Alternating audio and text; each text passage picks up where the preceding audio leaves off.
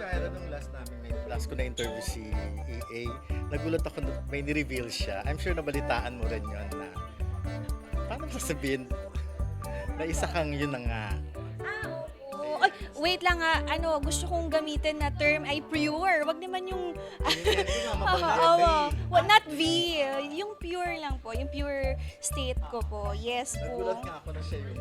Yes, kaya sabi ko nga, bihira na lang yung lalaki na makakahanap ka na tanggap yung ganong setup na gusto panatilian yung purity before marriage, diba? So, yun po. So maghihintay pa siya ng panibagong 3 years bago... Kaya niya yun, 10 years na nga nagawa niya na, susuko pa ba siya? Di ba siya rin ang nawalan kasi ang tagal niya, tagal niya naghintay, mawawala alam ko.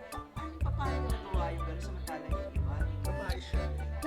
Feeling ko nasa babae rin Si po. Ray kasi, basta nakatabi niya. Opo, kasi siguro po big credits na rin goes to my father and mother. Actually, yung family ko kasi, sila yung nagsabi sa akin na maganda na lalakad ka sa altar ng pure ka. Kasi yung best gift na mabibigay mo sa asawa mo. I know parang old school, pero tumatak siya sa isipan ko. And kahit yung daddy ko, kinausap din si Edgar, parang sinabi niya na, sabi niya, sobrang sarap sa feeling. Sobrang